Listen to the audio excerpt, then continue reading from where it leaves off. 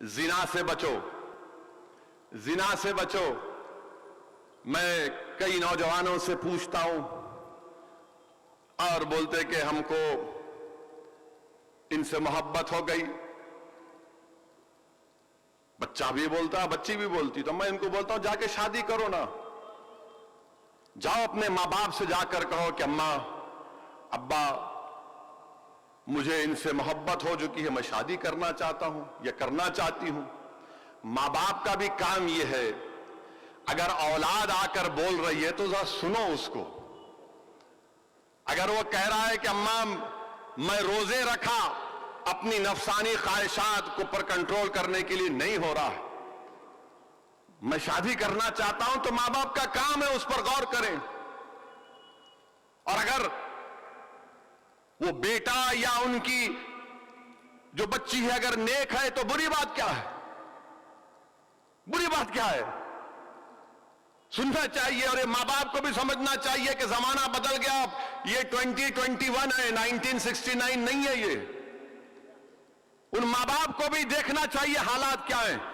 تو زنا سے بچو، اور اگر شادی کرنا اگر تم میں ہے، تم برداشت بیوی کو سنبھال سکتے، کیونکہ یاد رکھو اسلام میں ذمہ داری شوہر کی ہوتی، بیوی کی نہیں ہوتی۔ تم اگر گھر چلا سکتے، بیوی کی ذمہ داری کھانا پکانا بھی نہیں، میں پھر سے کہہ رہا ہوں، مفتی صاحب بیٹھے دونوں پوچھ لو جا کر میں جانے کے بعد، بیوی کی ذمہ داری کھانا پکانا نہیں ہے، بیوی کی ذمہ داری شوہر کے گھر کی عزت کو بچانا ہے۔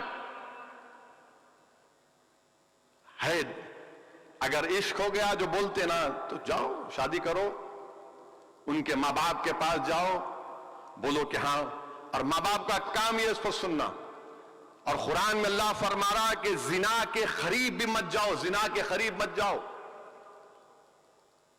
دونوں مفتیاء کرام ہیں، انوار نظامی صاحب بیٹھے ہیں، مشائقین بیٹھے ہیں، پوچھ لیجئے، ہم اپنی نگاہوں سے کسی غیر محرم کو، اگر مرد ہے تو غیر محرم عورت کو نہیں دیکھ سکتے، اگر بچی ہے تو غیر محرم مرد کو نہیں دیکھ سکتے۔ ہاں کام کرنا ہے وہ الگ بات ہے، مگر دیکھے جا رہے ہیں، دیکھے جا رہا ہے، ایسا دیکھ رہے کہ ایسا کچھ دکھ رہا نہیں دنیا میں۔ کئی مرتبہ میں روکتا ہوں، بھائی صاحب کیا کر رہے ہیں آپ؟ ارے آپ ہیں یہاں پہ؟ ملا ہاں ہم ہیں نا یہاں پہ، آپ کو دیکھ رہے ہیں، آپ کی آنکھوں کو دیکھ رہے ہم۔ ارے دیکھنے والے کسی کی بیٹی ہے، وہ کسی کی بیوی ہے یہ۔ اور یاد رکھو یہ دیکھنا نہیں، یہ سیل فون دیکھنا بھی گناہ ہے۔ تم بولیں گے نہیں روڈ پہ جا رہے تھے، یہ سیل فون میں بھی جو بے حیائی ہے اس سے بچو۔ میرے عزیز دوستوں اور بزرگوں، ان چیزوں پر نوجوانوں آپ کو غور کرنا ہے اور عمل کرنا ہے۔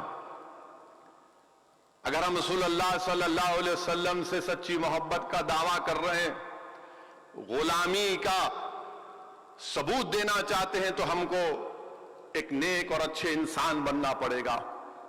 اور یہ کیا ہے کہ اگر کوئی برقعے میں بچی جا رہی تو آپ اندر سے آپ کی مردانگی میں تکلیف آتی ہے، کیسا جا رہی؟ انہیں برقع پہن کے ہماری بچی، روکو اس کو، انہیں برقع نہیں پہن کے گئی تو نہیں، کوئی بات نہیں۔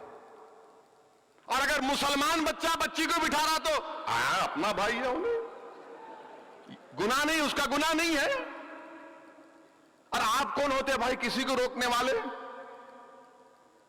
آپ ہوتے کون؟ آپ کیا سعودی عرب کی پولیس ہے؟ وہ بھی ختم ہو گئی وہاں پہ۔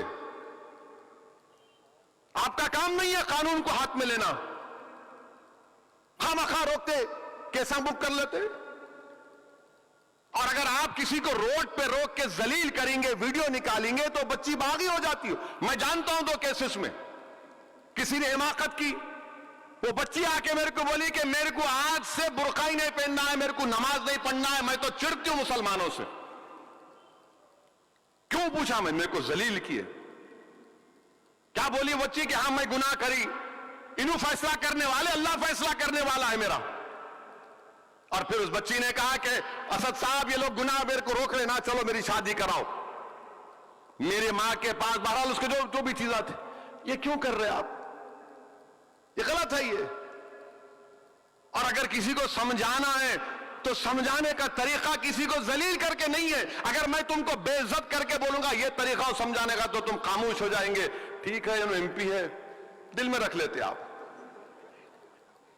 کسی کو ذلیل کر کے نہیں سمجھا سکتے, محبت سے سمجھانا ہے, اخلاق کے دائرے میں رہ کر سمجھانا ہے.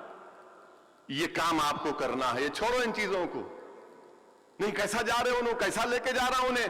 ارے میرے بھائی کیسا لے کے جا رہا تو کبھی اپنے جھانک کے دیکھو تمہارے میں ہر ہم میں کتنے غلطیاں ہیں, برائیاں ہیں. کیا کہا مفتی صاحب نے ابھی الہ آباد کے کہ اپنے آپ کو یہ سمجھو کہ میں سب سے کمزور ہوں, میں سب سے بڑا گناہگار ہوں. کہا نا ابھی انہوں نے کہ یہ سمجھو کہ میں سب سے بڑا گناہگار ہوں, مجھ میں خطائیں ہیں. اور ہیں, یہ تو اللہ کا کرم ہے کہ اللہ ہمارے گناہوں کو دنیا کے سامنے نہیں لے کر آتا. یہ اس کا کرم ہے, اس کا فضل ہے, صدقہ نبی کریم صلی اللہ علیہ وسلم کا.